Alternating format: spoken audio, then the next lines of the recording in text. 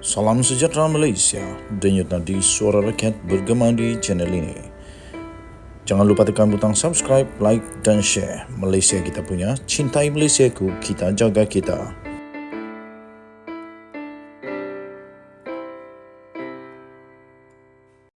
Salam sejahtera Malaysia, denyut nadi suara rakyat bergema di channel ini. Tuan-tuan dan puan-puan yang dihormati sekalian, saya ingin ucapkan bilion terima kasih kepada semua yang sudah menekan butang subscribe, like dan share. Bagi yang belum, saya mohon untuk tekan butang subscribe, like, share dan komen video-video dalam channel ini. Juga share kepada kawan-kawan supaya kita boleh menjadi suara yang turut kedengaran sampai kepada telinga Yang Amat Berhormat Perdana Menteri Malaysia. Saya ingin ucapkan selamat berpuasa bagi yang berpuasa. Tak lama lagi kita akan sambut perayaan terbesar di Malaysia, iaitu sambutan Hari Raya. Satu Malaysia, kita menyambut seluruh Malaysia, sama-sama kita meraihkan Hari Raya ini. Okey, tuan-tuan dan puan-puan, baru-baru ini dihebohkan di seluruh media sosial, ditrollkan Anwar Ibrahim.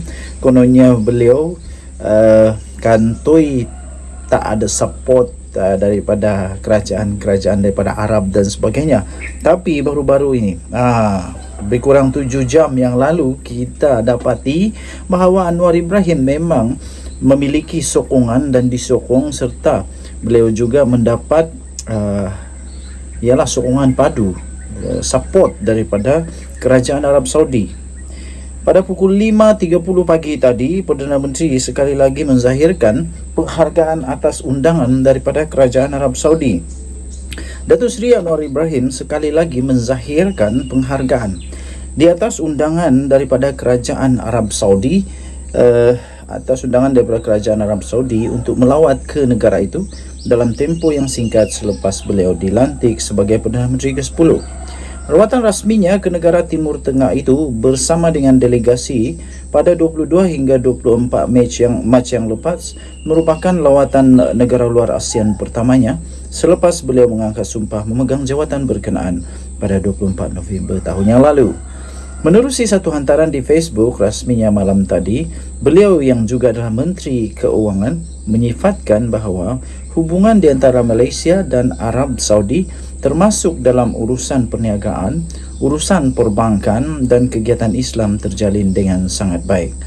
Kata Yang Amat Berhormat Perdana Menteri, saya percaya kerjasama Malaysia dan Arab Saudi akan terus dapat diperkasakan lagi menerusi pelbagai lapangan sekaligus memberi manfaat kepada rakyat kedua-dua negara. Dalam lawatan 3 hari ke negara itu, Perdana Menteri menerima kunjungan hormat Setiausaha Agung Pertubuhan Kerjasama Islam OIC, iaitu Hussein Ibrahim Taha, dan Setiausaha Agung Liga Dunia Islam, iaitu Sheikh Dr. Muhammad bin Abdul Karim Al-Isa.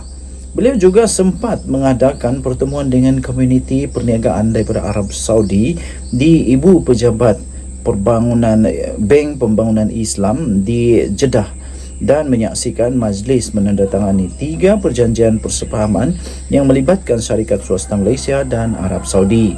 Anwar dan juga delegasi juga sempat melengkapkan ibadah umrah di Mekah dan ziarah di Madinah serta beramah mesra dengan program iftar bersama rakyat Malaysia yang menetap di Jeddah, Makkah dan Madinah. Untuk rekod, pada tahun 2022, Arab Saudi merupakan rakan dagangan terbesar, destinasi ekspor ketiga terbesar dan sumber import terbesar negara di rantau Asia Barat dengan jumlah dagangan dua hala berjumlah 45.52 bilion atau kira-kira 10.26 bilion US dollar, iaitu peningkatan sebanyak 159.2% berbanding tahun sebelumnya. Daripada jumlah itu, ekspor negara ke Arab Saudi meningkat sebanyak 43.8%,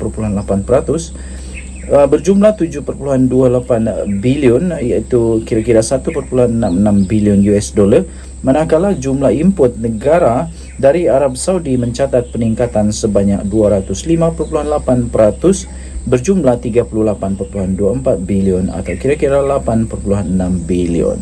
Terbukti Datuk Seri Anwar Ibrahim mendapat sokongan daripada Arab Saudi. Tahniah diucapkan. Yang kita nak tengok pula nanti ialah adakah apa lagi troll selepas ini. Tapi saya fikir segala-galanya dapat dipatahkan dengan fakta yang benar. Kita jumpa lagi, bye-bye. Salam sejahtera Malaysia, denyut nadi suara rakyat bergema di channel ini. Saya ingin ucapkan bilion terima kasih kepada semua yang sudah tekan butang subscribe, like dan share. Yang belum lagi tekan butang subscribe, like, share, saya mohon untuk tekanlah butang subscribe, like dan share. Ini ada berita terbaru yang pasti mengejutkan. Sanusi, Menteri Besar Kedah. Pendedahan terbaru yang pastinya akan membuatkan ramai orang tertanya-tanya apa sudah berlaku dengan negeri Kedah. Terbaru ini, tuan-tuan dan puan-puan, Nik Nazmi telah menunjukkan bukti kukuh data terbaru bahawa tanah rizab Melayu di Kedah telah menurun. Apa jadi ni? Apa jadi? Menteri Sumber Asli Alam Sekitar dan Perubahan Iklim NRECC, iaitu Nik Nazmi Nik Ahmad, telah menunjukkan bukti data yang amat kritikal dan penting, iaitu tanah rizab bagi orang Melayu di negeri Kedah rupa-rupanya telah menunjukkan penurunan di antara tahun 2021 sehingga tahun 2022. Pada ketika itu, siapa yang memerintah di Kedah? Siapa menteri besar di Kedah?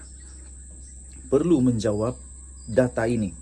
Kerana data ini telah dikeluarkan bukan oleh orang sembarangan, tetapi data ini telah dikeluarkan dengan bukti data daripada Menteri Sumber Asli dan Alam Sekitar dan Perubahan Iklim, iaitu Nik Nazmi.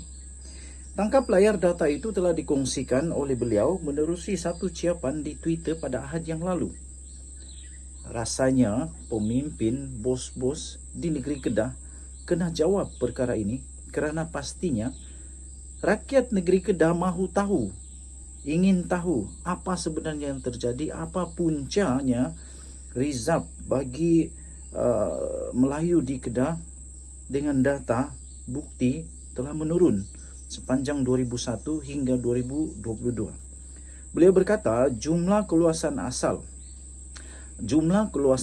bagi rizab tanah rizab Melayu di Semenanjung yang dinyatakan dalam jawapan beliau di Dewan Rakyat baru-baru ini adalah berdasarkan kepada data daripada Pejabat Tanah dan Galian PTG bagi setiap negeri.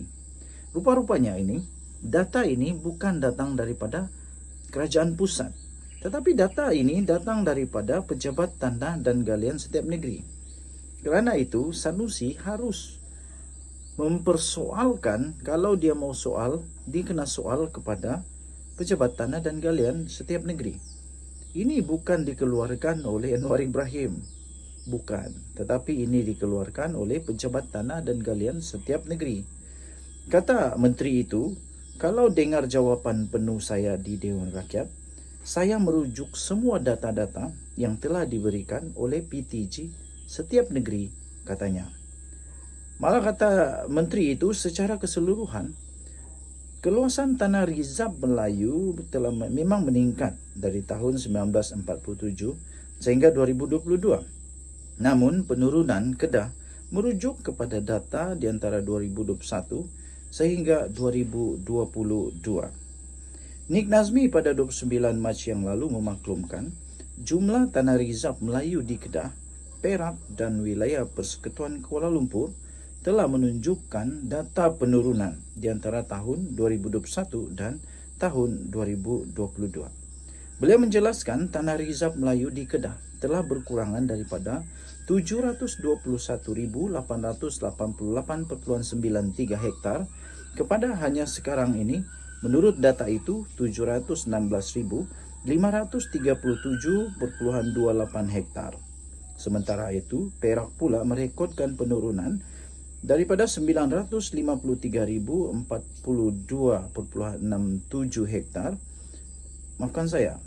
daripada 95.342.67 hektar kepada 953.40.87 hektar, dan Kuala Lumpur daripada 1.003.56 hektar kepada hanya sekarang 99.48 hektar. Beliau berkata demikian ketika menjawab pertanyaan daripada Datuk Seri Ismail Abdul Muttalib daripada Perikatan Nasional Maram yang memintanya untuk menyatakan berapa jumlah keluasan asal Tanah Rizab Melayu mengikut negeri di Semenanjung dan rancangan kerajaan untuk mengatasi isu keluasan yang semakin berkurangan itu. Bagaimanapun menurut Nik Nazmi secara keseluruhannya, jumlah tanah Rizab Melayu tidak berkurangan dan kerugian yang dicatat juga bukan dalam jumlah yang besar. Jelasnya, keluasan kawasan pewartaan Tanah Rizab Melayu sehingga 31 Disember tahun 2022 adalah berjumlah 4,996,406.42 hektar. Denyut nadi, suara rakyat bergema di channel ini.